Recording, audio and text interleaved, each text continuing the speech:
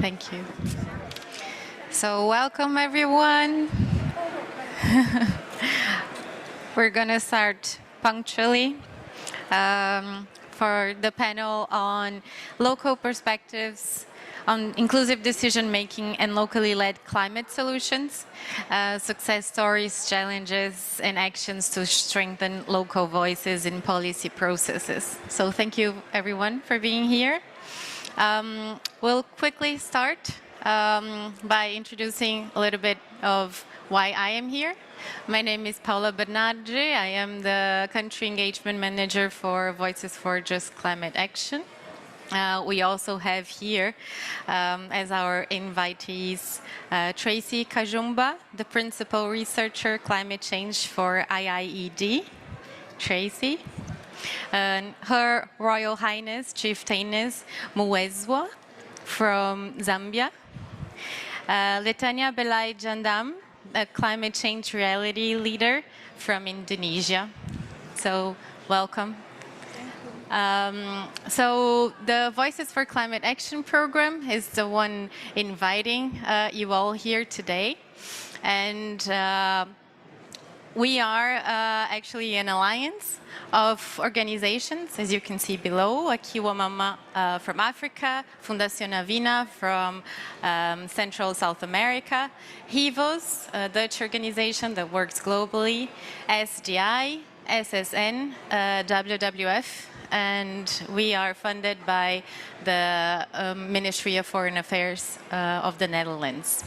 And the Voices for Climate Action is a program that works with lobby and advocacy under the Dutch Ministry of Foreign Affairs, 5-year strategy called Power of Voices. And this alliance brings together local voices connecting diverse and civil society organizations, and those represent women, youth, and indigenous people, urban poor, digital activists, and more. This program just started in 2021 and will go through until 2025. The program aims to ensure that by 2025, local civil society and underrepresented groups have taken a central role as creators, facilitators, and advocates of innovation and inclusive climate solutions. So their inclusion is crucial for effective and lasting climate responses globally. Our approach is we're going to work in 3 strategy areas. One for mutual capacity strengthening for co-creating alternative solution, for agenda setting and movement in climate action through amplified storytelling, and for joint lobbying and advocacy to make policy and financial flows responsible for locally shaped climate solutions. We are working now in all these countries that you can see. So Bolivia, Paraguay, Brazil, where I'm from, Zambia, Kenya, Tunisia, Indonesia, and the program also has a global perspective from the Netherlands. You can see more information from the program because this is not the point that I take so much time talking about it. And you're welcome to send us an email, visit our website, and know more about how we're implementing. So we'll go now to our speakers. We're starting with a 5-minute introduction on their work and their local experiences from each one of our panelists. And we'll start with Tracy Kajumba, the Principal Researcher Climate Change for IIED. Thank you very much. I don't think my microphone is it on? Yeah, it should be. So thank you very much for inviting me to speak about this very important topic, especially issues of climate justice, climate action in decision making. So why this is important, I think there's a lot of advocacy around inclusion, around voice, around agency. But one of the things is that for a long time, we've ignored the lived experience of those that are experiencing the impacts of climate change. Most of the time, it's the technical people, the researchers, the government officials, designing programs. sometimes not consulting the people that are really at the forefront of the climate impacts. Adaptation interventions are not designed by the voices of those that are experiencing impacts, and therefore do not respond to what their needs are. So in the global frameworks, the Paris Agreement emphasizes using a country-driven, gender-responsive approach. But we also find that when you do the analysis at country level, the integration of gender into climate work, most of the time is tokenistic, ticking the box, but not really going to the ground and doing gender analysis and including issues that should be included in effective adaptation. So even in research, most of the time we don't put in effort to ground narratives of people with lived experience into what we are documenting. We don't value their knowledge because climate justice is about recognition, recognizing the knowledge of those that are most excluded, indigenous people, women, youth, disabled, and all those groups. So most of the time we think, okay, we have our university experience and textbooks, but there's a lot that we can learn from the ground, from indigenous knowledge, from ways of food preservation and others. But most of the time we don't really value that experience. It's not even just about communities. Even when we look at the developed world and the developing countries, there are universities there that could support local adaptation at country level. But I think you've read the IPCC report, how many people from the developing countries were authors of that report. So by doing that, we are really sort of erasing what they know and what they are going through. And it may not be as representative as we think when we're addressing climate issues. So in terms of inclusion, I think we need a systematic way of addressing inclusion of women, indigenous people, and all the other excluded groups. And that sometimes requires a systemic change, not just including 5 people, 10 people, and we think that we are causing change and including these groups. But then also there are challenges. There are lots of approaches have been done, and we say we're including marginalized groups. But most of the time, the participation is also not effective. It's not causing any change. There's induced participation, where people are there, you write the numbers, 10 men attended, 20 women attended, but we don't go beyond that to understand how is their contribution recognized, how is it effective? Because we have the cultural norms, we have the cultural behaviors, we have informal governance structures that keep women, youth, and others excluded. For example, it's like a program where they say, if you don't have land, then maybe you don't qualify to do this and that. We don't look at all that. We tick the box, the people have attended, they participated, but I think we need to go beyond that and look at meaningful engagement of those groups. There's also the challenge of tokenism, which is increasing nowadays, where there are panels, oh, we should add a youth, or we should add this, but are we really listening to the voices of the youth? Or we want to see a youth represented? So I think we need to go beyond this and look at meaningful engagement into policy, into research, into development, to make sure that those excluded voices are meaningfully represented. We are also missing an intersectional approach. You'll find programs are saying, oh, we are doing gender equality, but gender to them means women. I've seen lots of such programs. When they are women, then they'll say we are gender responsive. Gender is not about women. It's about men, it's about women, it's about boys and girls and their experiences.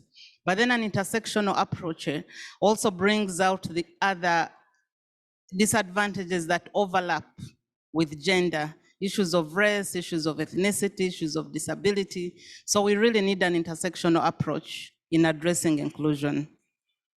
But what could we do and what have others done? Where the good practices that we could learn from, or from research, or from practice. So we did a study for the World Bank last year, and it was really about citizen engagement and local voices. And we tried to engage with governments, because even when you push for inclusion, but you're not changing the government behavior in how they plan, in how they develop policies, it won't work. We shall keep talking to civil society and communities, but they won't be included. So we're trying to look at government, what do you benefit when communities participate? And also looking at communities, what are the barriers that hinder you from engaging in government policy and programs and all that? So we realize that we're exploring the concept of social learning, where government can learn from CSOs and from communities, and communities can also learn from government to move away from judgment, but to finding joint solutions on how we can build resilience together, whether it's government or communities. And the other issue is the knowledge and the agency. We've seen lots of youth movements on the streets and women movements, but what are we advocating about? I think we need the capabilities for them to understand that the NDC or the NAP is missing this, and if I'm going to government, this is what I'm going to ask for. So even the engagement needs to be meaningful. We have universities in developing countries that could work with communities, with CSOs. We are challenging universities, what is their role in terms of contributing to their country's development? Other than publishing papers, how do you contribute to implementation of the Paris Agreement in your own country, working with non-state actors and civil society agencies? Then responsive accountability is key, because it's not a matter of inclusion and participation. We should be able to build processes of citizen accountability, working with government, including transparency, so that participation is meaningful and then the results are being delivered. So that makes communities respond to that. And lastly, I don't want to take a lot of time, 5 minutes is short. I'm sure you've heard about signing up of the locally led adaptation principles just across in the Cross Pavilion. So that has come out of the many studies that have been done, especially around redistributive justice, where climate finance is not reaching the local level, local knowledge is not recognized, integration of different groups is not happening. So over 70 organizations have now signed up to the locally led adaptation principles. And these principles are sort of focusing on dedicating climate finance to the groups that have been excluded from the narrative. Grassroots organizations, social movements, women, disabled groups, and all those youth organizations, to make sure that they are part of the adaptation narrative and their knowledge is recognized and they're holding governments accountable.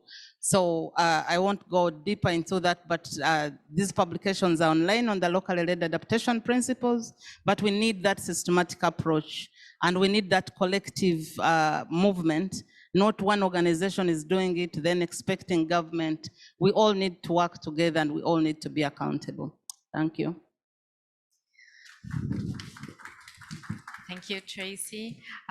We go now to Her Royal Highness Chieftainess Muwezwa for her first remarks. Good evening, everyone. I'm Chieftainess Muwezwa I of the Ila Royal Establishment in Iteshteji District in Central Province. I come from the Kafue Flats, the habitat of the Kafue lechwe, the black lechwe.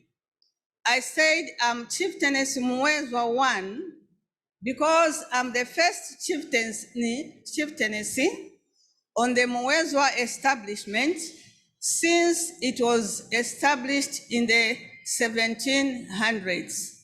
So at least now, this was the first time to have a chieftainess on the throne.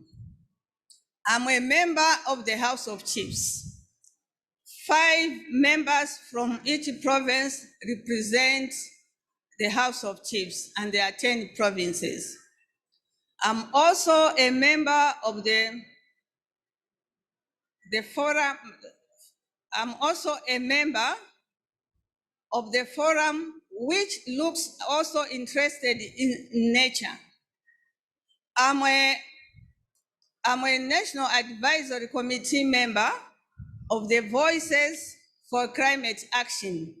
And it's this same group, HIVOS, which have introduced me to be on this panel. There are a lot of problems concerning climate change not only in Zambia, but globally. So I'm here so that I talk about what is happening in our chiefdom. And I'm not only a member of the National Advisory Committee, but I also advocate for early marriages, teenage pregnancies. So we do all this so that we have a better Zambia and a better Africa and a better world for the generation to come. Thank you. Thank you.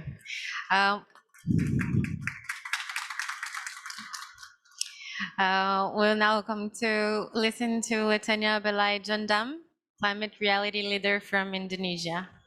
Belai. Thank you, Paula, and thank you to the Benelux Pavilion for having me in the session. Good evening to my fellow panelists. I am incredibly honored to be speaking with everyone today, and of course, good evening to everybody here and tuning in online. My name is Laitanya Belai Jandam. I am 20 years old, and I am a climate reality leader and an indigenous environmental activist coming from the Dayak tribe of Borneo Island, Indonesia. Today, I will be sharing about my work that focuses a lot on youth empowerment, indigenous rights, and also community-based forest management. I was born and raised in the city, but my values are rooted deep in the forests of Borneo. Because since I was a little child, I was always taught that one of the most important things that we have to always protect is nature. And especially for my people, the Dayak tribe, we are called to protect our forests. And so despite living away from Borneo, I held these values deeply, and this is why I want to contribute in climate action. I have been fortunate enough to travel to rural areas in Indonesia to learn best practices of community-based work around forest management in Borneo Island. And today I hope to share a few lessons that I learned from two of the communities that I work closely with. The first one is a local community in Sukadana village, West Borneo, where early in 2020, I was volunteering with an NGO called Yayasan Alam Sehat Lestari, or ASRI, whose work explores the interconnection between human and environmental health.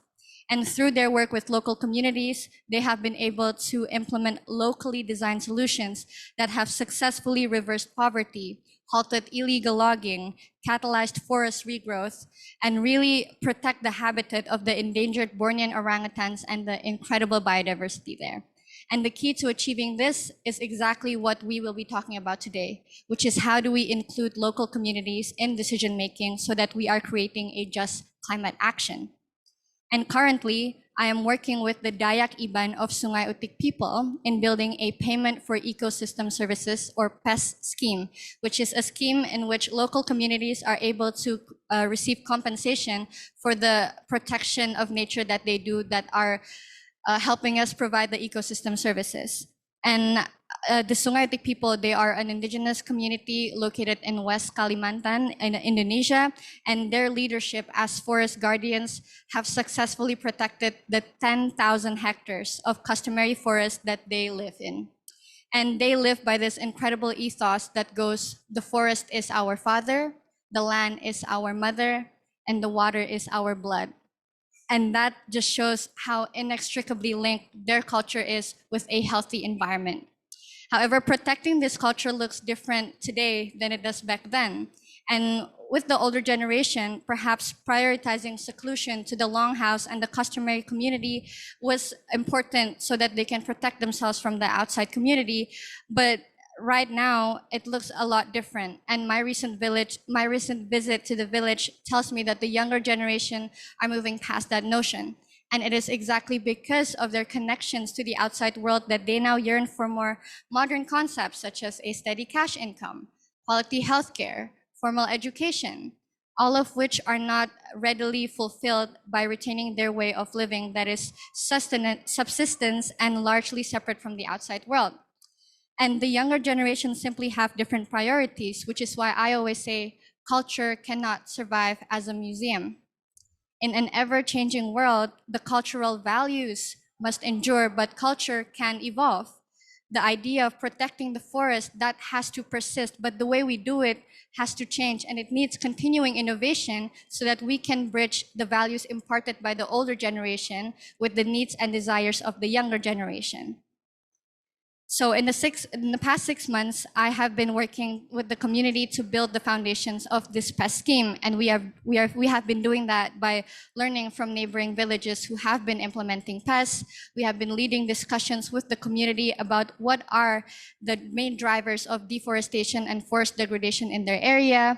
We have been consulting with the people about what programs can be implemented and conducting surveys to see the feasibility of these exact programs. And from both my experience with ASRI in Sukadana and the Sungaitik people, it's clear that the climate action we are doing right now needs a community-based approach, because we cannot achieve the targets that we are committing to here in COP and beyond if we are not engaging with the on-the-ground communities who really are the frontliners in this fight against climate change. And although, like how we've mentioned before, this is a great idea, but there's also a lot of challenges within it. And so we need to make sure that when we are including local voices for climate action, we are doing it with a long-term view. We are doing it by completely including local voices in the planning. We are doing it by empowering the young indigenous and local people in the implementation. And we are doing it with the independence of these vulnerable communities as the center of this vision. And it's only when we can do that that this can be a promising way to protect both the people and the planet. And I am looking forward to our discussion today to learn how can we best achieve that. So thank you. I'll have it back. Thank you, Vilay. I have some follow-up questions to all of you, and we'll also have a moment for the audience to ask questions. I wanted to ask Tracy, in what way have different stakeholders approached this, and how they have tried to or secured effective participation of local communities in decision-making, in your experience, if you can share with us. Thank you very much. That's a challenging question. As I said before, we usually think we're doing enough, maybe sometimes there are gaps, but then there are lots of efforts really to be inclusive.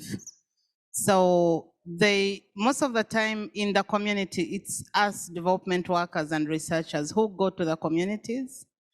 And most times we go with our own, I'm going to do a research on climate change, but when you ask communities, they will not start from climate change. They'll start from a flood that destroyed their crops and they went hungry, and their children didn't go to school, and the diseases increased. At the end of the day, you have health, you have food security, you have education, all mixed up together. We think in the box, but communities don't. For them, they look at what affects them at that moment.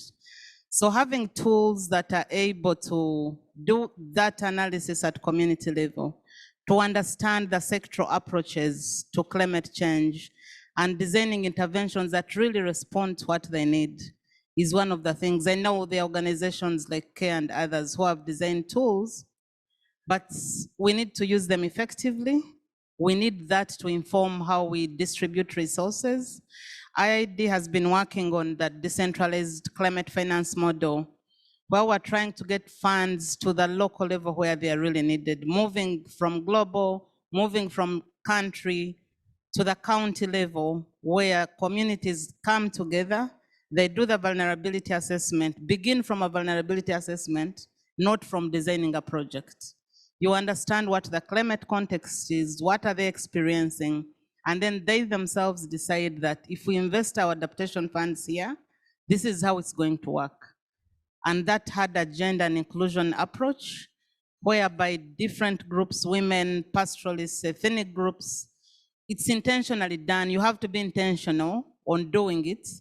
Otherwise, if you just add the word, then it won't happen. Because there are barriers, social, cultural, political, that will make different groups fail to participate. So you have to be intentional in doing that and making sure that they're represented and their voices are heard. The other experience is that most of the partners we work with, sometimes most of us work in partnership, they may not have the skills on inclusion or gender equality, but we have a tendency of trusting our partners, working with them over many years. We need to be inclusive and look at new partnerships. If your organization doesn't have the skills to use an intersectional approach, is there another partner that has the skills that you can work with? Because no single organization will have all the results. So all the skills to do the work that is needed. So we need to identify institutions that have skills and at community level, not fly in, fly out consultants, having capabilities at country level, at community level, at district level, that are able to support these processes. Because relying from external support has been one of the problems. We've failed to build national capabilities, but we rely on international organizations to build capabilities of communities.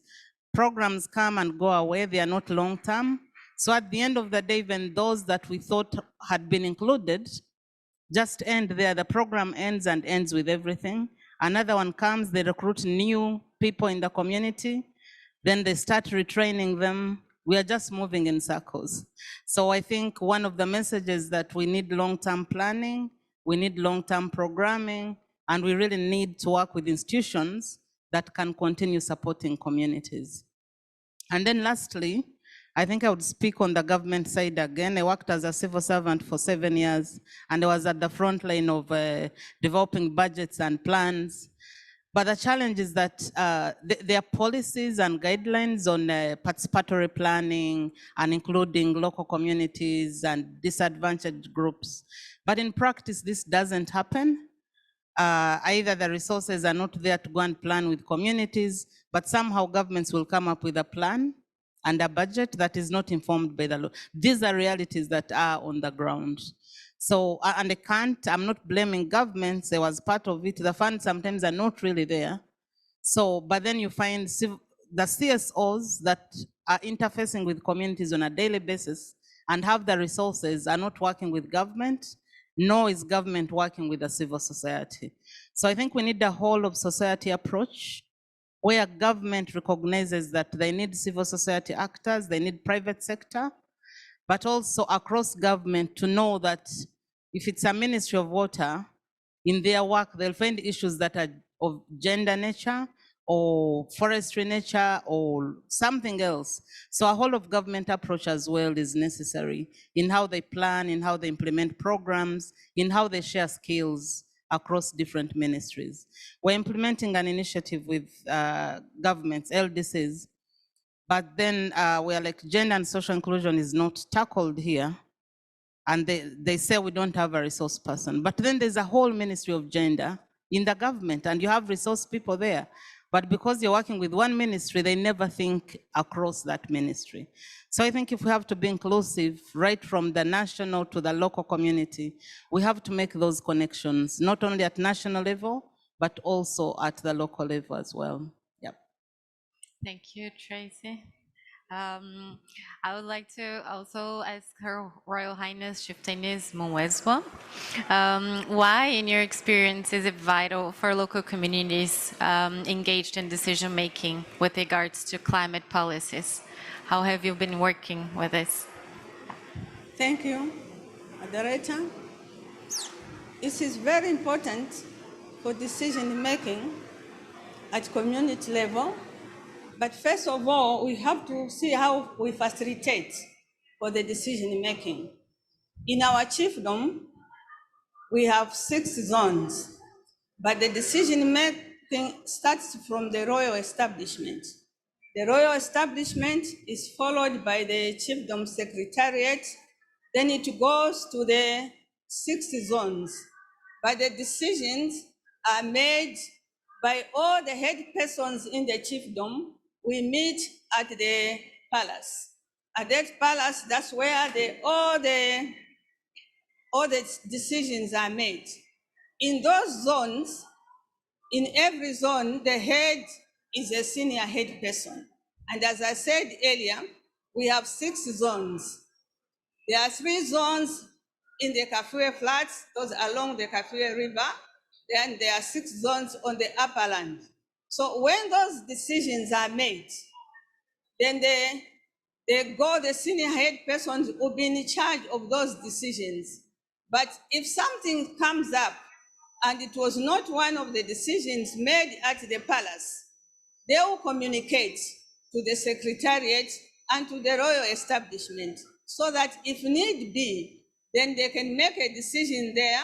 Then the royal establishment can either agree or disagree with the decision made. Why is it important to make decisions at the community level?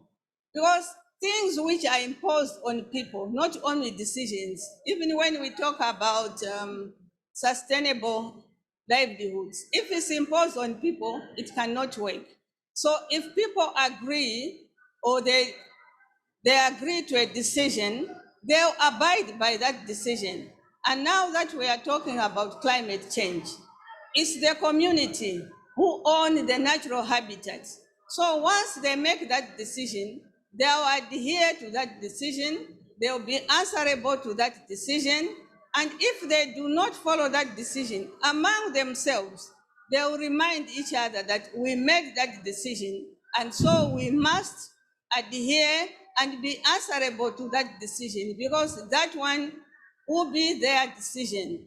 So that's why it is very important that decisions are made at community level.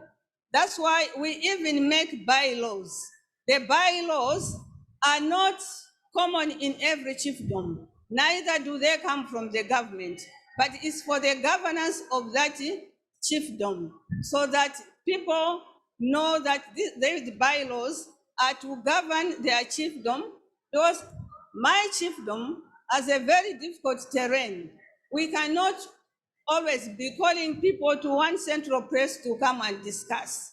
Although we have also communication problems, but we get around it to make sure that the decisions are made, adhered to, and people follow those decisions. Even the government will know what decisions we have made for our chiefdom so that the laws do not conflict, so that the laws are also harmonized. Thank you. Thank you very much. I have one question also to Belai to understand more how you have experienced in your community the impacts of climate change already, and your message to the youth and how well they can also contribute to that. Thank you, Paula, for the question. I think I'll be speaking mainly about my work with the Sungayotik people. And so for them, a lot of the impacts are very much they face it on a daily basis. It's because when you talk about indigenous communities, they live very much reliant on the natural resources that they have around them. Even coming back to the ethos of the forest is our father, the land is our mother, and the water is our blood, shows just how much they depend on these natural resources in order to survive, in order to live their daily lives. And so for my country in Indonesia, one of the challenges that indigenous peoples face is the lack of rights. A lot of indigenous communities in Indonesia are not granted the customary land and forest rights that they need in order to feel secure in their own area, in order to be able to independently manage their own resources. Instead, it's dictated by the government or by the system set around them. And so they don't have that independence and security without those rights. And so that's probably one of the biggest challenges that I think we need to overcome, because if we are able to grant indigenous peoples their customary rights to their land and forest, we are giving them that space to manage their land sustainably. And I can talk a little bit more about the challenges in actually realizing that. The first one is the complex bureaucratic process behind it. And so for the Sungayotik people, for example, they have been struggling for their land rights for 40 years. For 40 years, they are always every day feeling under the threat that maybe tomorrow my land can be taken by a corporation, or maybe tonight I will be forced to live out of the longhouse. And so they have been struggling for 40 years to gain these rights. And even when they did gain it, it was largely also catalyzed by the fact that they won an international recognition and also a national recognition, one of it being the Equator Prize Initiative by the UNDP. And so this goes to show just how much local government or national government isn't really prioritizing the granting of these land rights. And if we can simplify the process and really put this as a priority, then I think that will handle the challenge of having these rights in order for them to be able to manage their land. So the first one would be the complex bureaucratic process behind it. And then another challenge would also be building the capacity and confidence. We need to be asking ourselves, how can the local communities be best equipped to navigate the systems set around them? And one of the examples I can give is in implementing PES in Sungai Utik. It is incredibly disheartening to see that there are so many expectations, such as financial reports, yearly budgets, or daily monitoring that indigenous and local communities are just not used to. This is completely new to them, and we are expecting these people to have the digital literacy and all that, when in fact there is still a lot of capacity building that we need to do. So one of the ways that I think we should tackle this is by changing the system, making it more towards more friendly or more tailored towards communities, so that they are able to make that change, so that they are able to implement these changes. But on another note, if we are not able to create changes in the system, we need to give enough time for the communities to build their capacity, to build their adaptiveness and resilience, so that they can achieve that independence in managing their resources and tackling the challenges they face every day because of the climate crisis. And one of the bigger issues as well is inequality and respect. A lot of the time, indigenous and local communities are mistreated, they are disregarded, they are unvalued simply because they have a different way of life, simply because they choose to live more traditionally or have a different way of thinking than us. And we need to change our mindset, because like Tracy said before as well, local knowledge and indigenous wisdom is valuable, incredibly valuable for our fight against climate change. And if we don't recognize that, and if we cannot respect their role in that, then we will never be able to move forward and implement effective climate action. And so tackling this inequality and respect issue is also a big part of it. And just to wrap up with the challenge, I think we also need to acknowledge that change takes time. A lot of the times we think that we can make these changes instantly, that it's an overnight job, that we can suddenly make the change tomorrow happen. But we need to realize that, especially with working with communities, it is an ongoing, continuous, long-term, active process that needs, again, socializing again and again, that needs feedback and discussions again and again, that needs presentations again and again. And if we recognize that, then we can see that not as a challenge, but as an opportunity. And we're taking the time to really build the good foundations for community-based work. So maybe those are some of the challenges that I can share of what we're facing on a daily basis. Thank you, Belai. We now have some time for audience questions, if there is any. We have also an online audience, but it's not currently able to have questions from them. Yeah, great. I don't know who was first. Please, you. I'll take the microphone. Can I have? Okay. Hello, my name is Ibrahim Hussein Bansin. I have a question for Tracy. You were talking about meaningful participation. In your research or in your work, how do you address the sort of political or notion within the development partners or even political agents that the youth are not sort of important in terms of climate actions, in terms of interventions within the community? Because down in Africa, there is this notion that, especially in Ghana, there is this notion that if you are a youth, you are not old. It's the elderly that are wise, so they know the right way. They know what to do.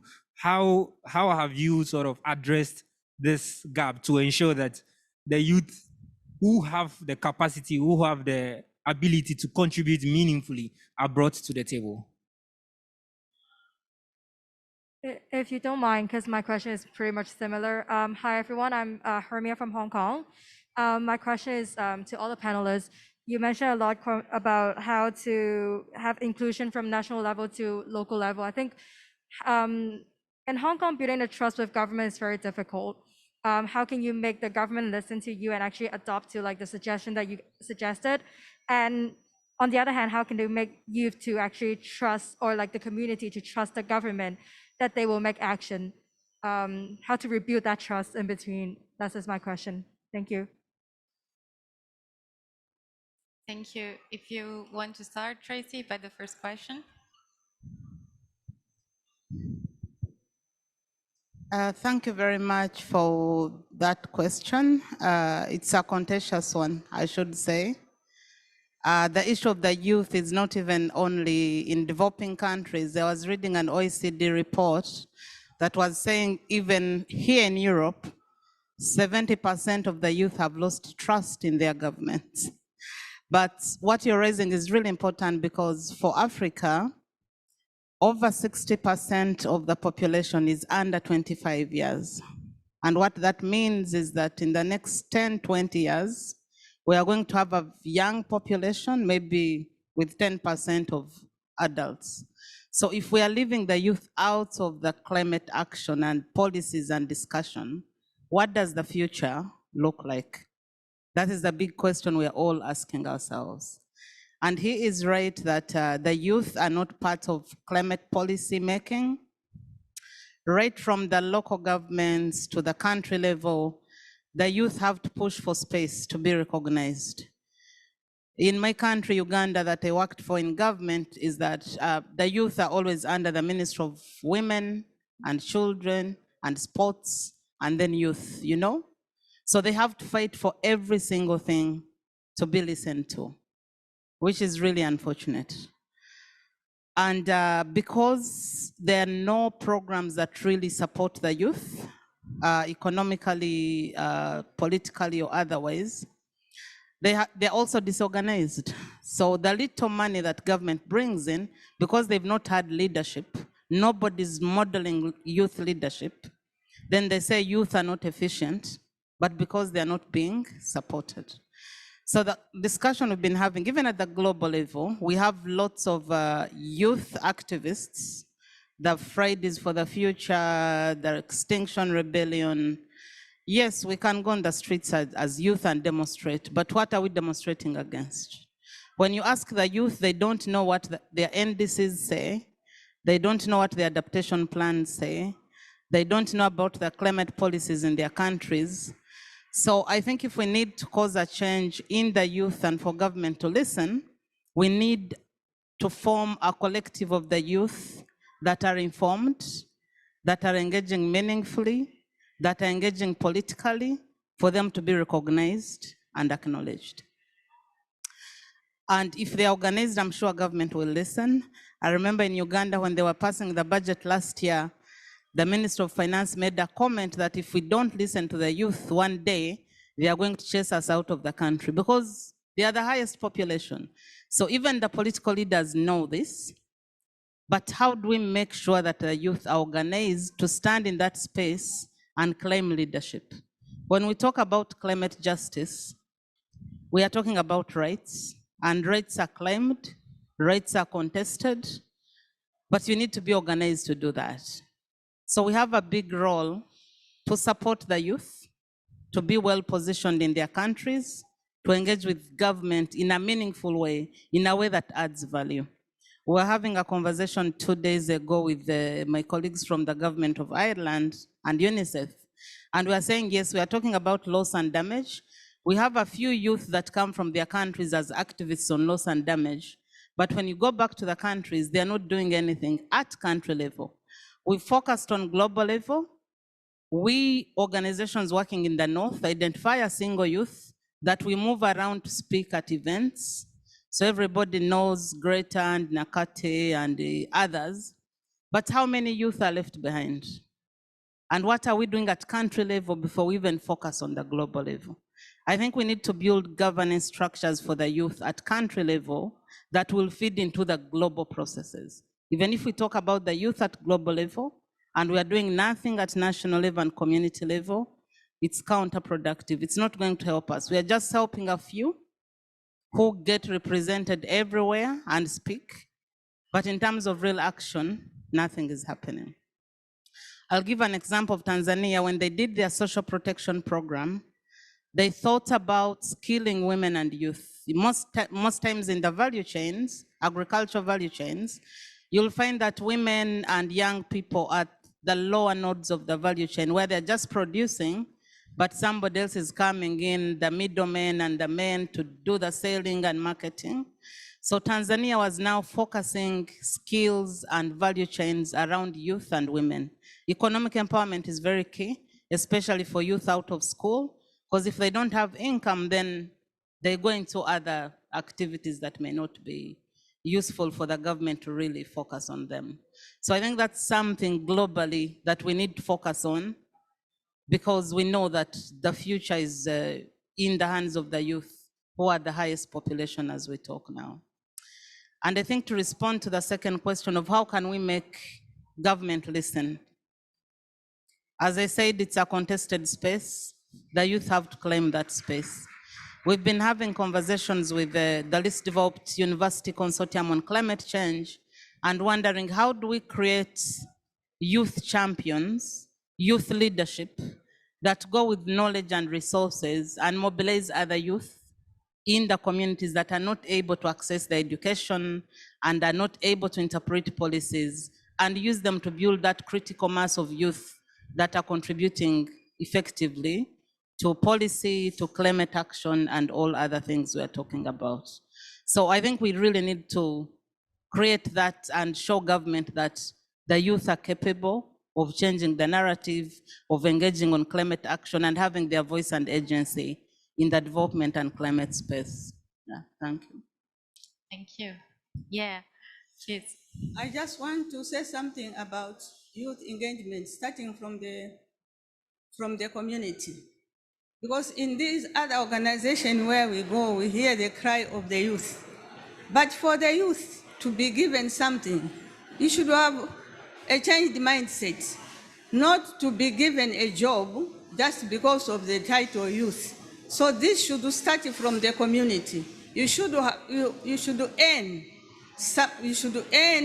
to be given a job or to be given a position in a committee. If you do something good, you'll be given, but not just the title of a youth. Because we had even that discussion also in the community resource board where I am a board member.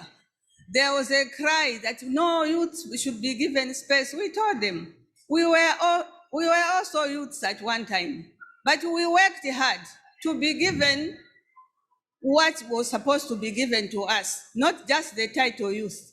So work hard, then space or jobs will be given to you. Thank you. Belai, if you want to. Yeah, and if I may add first to the second question, I think when you talked about building trust, it really is about creating that space where the two can meet. For example, with youth and government, because right now, well, we are in a more, I feel very honored to be here and claiming that space, but we need more of that happening in daily lives, not just in COP26, not just in the big events, because we need youth and government to be able to see eye to eye, to be able to discuss, to be able to hear from each other's narratives, because only then can we truly understand and work together towards the future. And I think one of also the key thing is to involve youth behind the scenes, because a lot of what I see is happening is youth washing. So a lot of events or companies, they always put youth in the front faces of their brands or labels because that's what's trending right now, because that's what's seen as important right now. But really what I want to see happen is involving the youth behind the scenes, with no cameras, with no publicity, just raw, honest discussions between the two, so that we can really have productive and high quality discussions without that pressure of having to look good in front of everybody. So youth washing is definitely something that we need to tackle.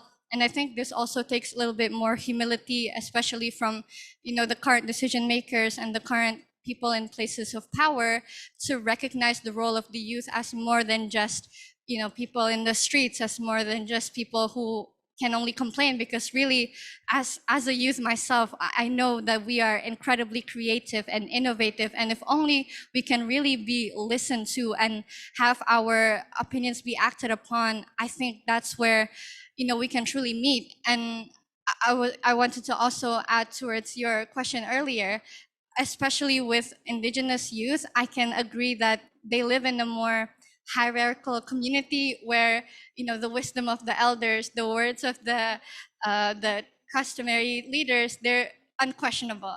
There is no way that youth especially are able to, you know, be in the same room and tell them no. And I think one of the ways that we can actually tackle that is to have building capacity of the youth. And when I say building capacity of the youth, I also especially mean that it needs that there has to be a youth specific element, first of all. And second, we have to combine opportunity with responsibility, like mentioned before, so that they not only are learning a new skill, but also given the chance to prove themselves worthy of responsibility.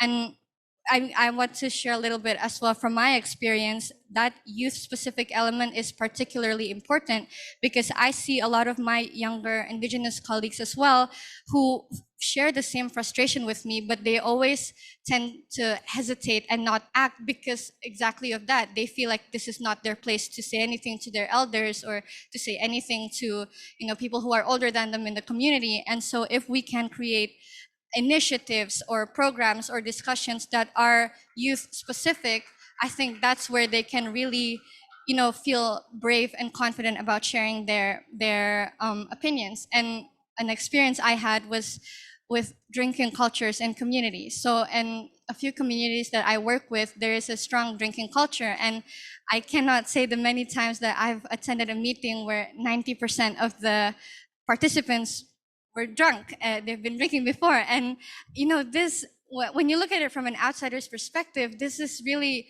you know, it makes the discussions unnecessarily longer. It makes the discussions less of quality, and it makes the decision-making process it keeps delaying the decision-making process. But as a youth, I felt like I was not in a position to say anything because this is a big part of their culture, and I don't want to, you know, be challenging the wisdom of the elders. But what happened was my fellow young indigenous climate activist as well from that community, she stood up for her and for the other youth who felt the same way. She was frustrated, and so she said in that meeting, you need to change this. We can't continue doing it like this because we need meetings to be more effective. We need meetings to have more high quality outcomes. And I think these instances are what tells me that youth are aching for that space, you know, but the question is, how can we facilitate that? How can we create youth-specific events where at least they can start building their confidence, they can prove themselves worthy to the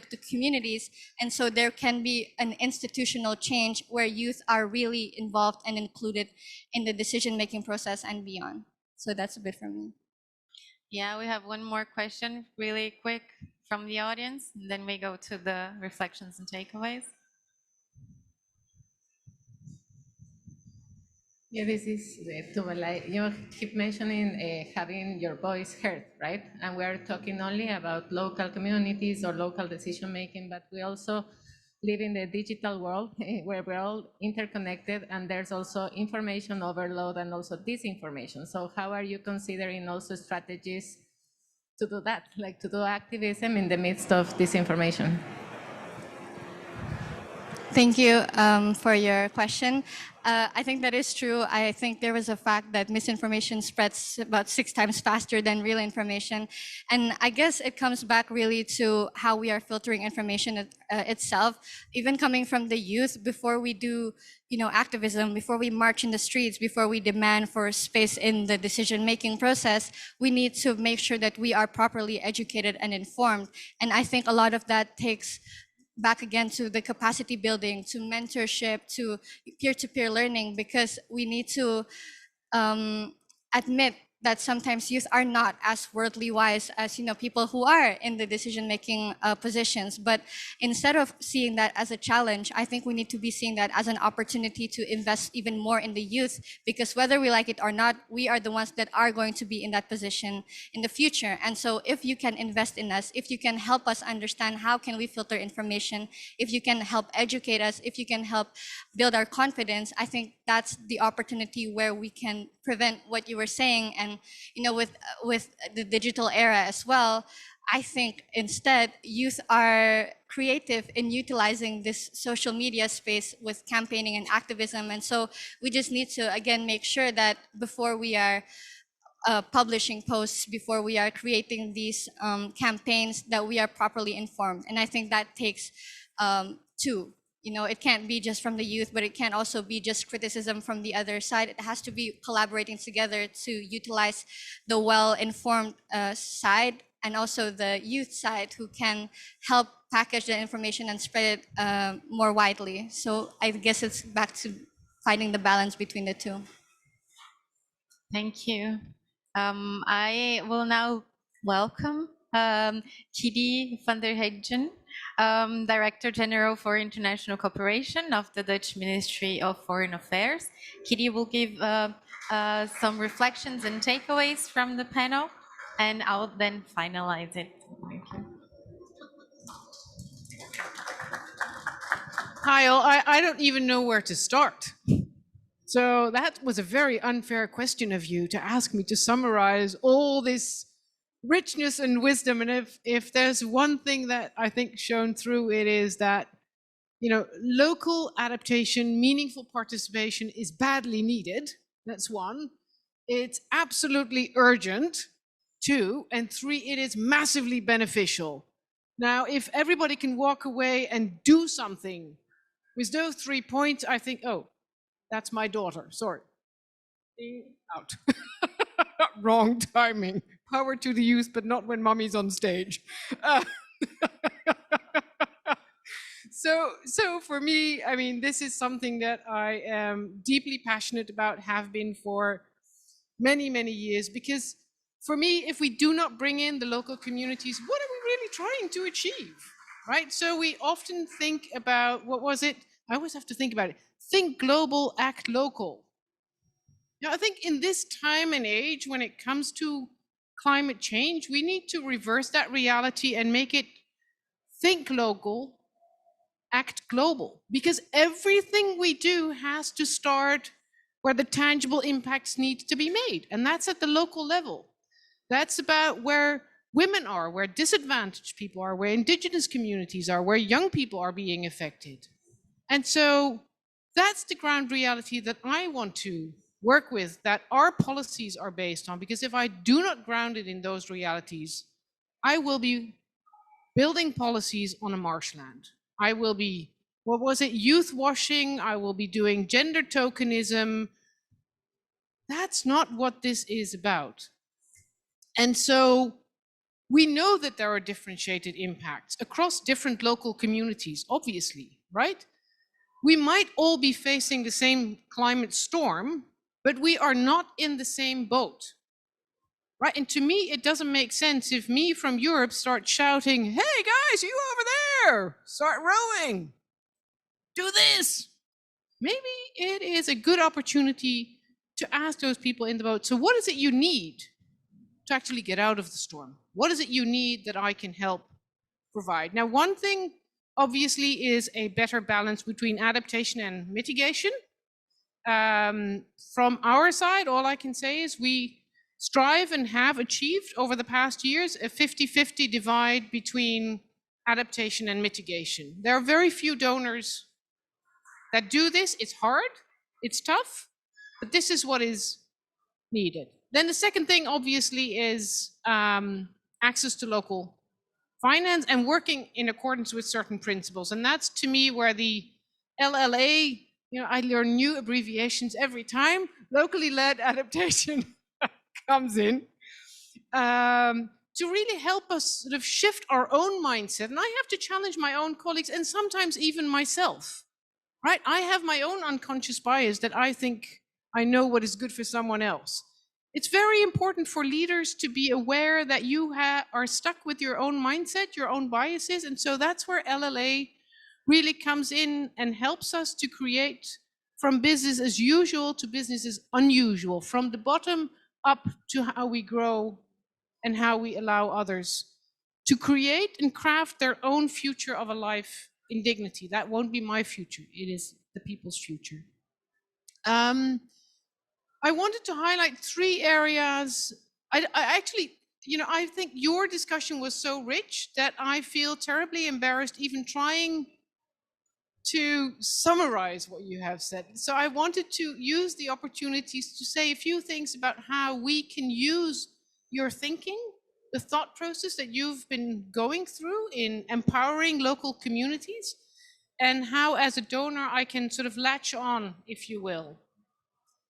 One is that we're already trying to do this with some of the programs that we do, one of which is reversing the flow. I don't know if anyone here knows reversing the flow, but it is about local communities and how to strengthen their water security in a sort of broader landscape context. And we've basically applied in that program all what I would call the LLA principles. It's about flexibility, it's about local leadership, it's about addressing the structural inequalities, not just men and women. It is about so many dimensions of inequality, as Tracy mentioned.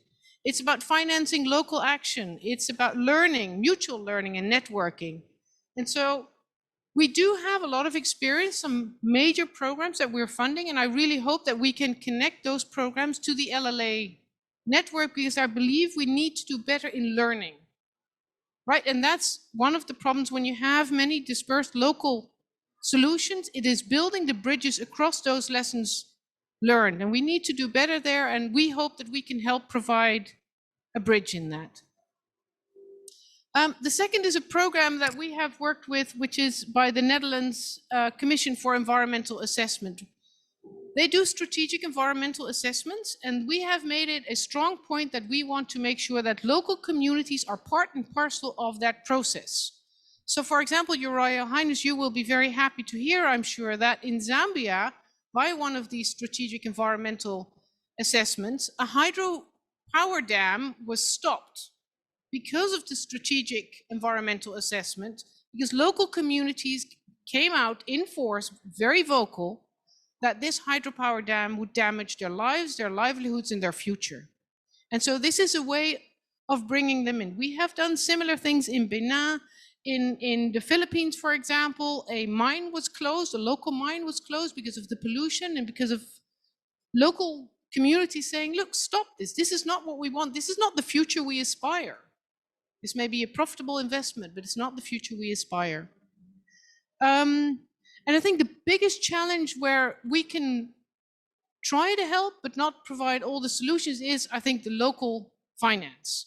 Now, in humanitarian aid, we have a very clear target for local finance. 25% of humanitarian aid should be run through local organizations. We seem to have a major problem getting this, I would say, mainstreamed into regular development cooperation. I spent the past few years in Ethiopia, where there was a massive program around regreening with local communities, with all kinds of co-benefits for women, for income, for nutritional health, for improving the water tables. It won a major prestigious environmental prize. And then, nothing.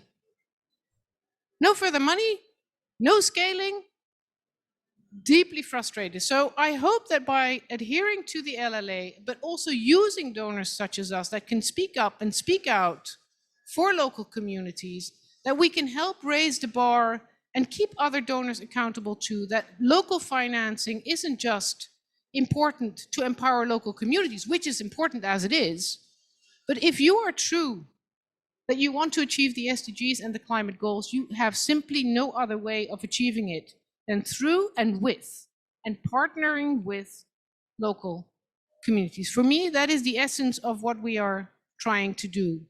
It is, in the end, at the heart of climate action is not CO2 emissions. At the heart of climate action is people. And at the heart of climate action is local people and local communities. So if we can all think about doing more locally, doing it urgently, scaling it, and funding it, then hopefully we have some hope for the future of the communities that really need it. Thank you, all three of you, for being such hugely inspirational speakers, for leading the way, for being there. And don't forget that there are some donors that want to help make this a reality. And, you know, sometimes I'm Dutch, so we are honest to the point of being rude. We need to hold hands together to kick some ass. So let's do that. Thank you so much.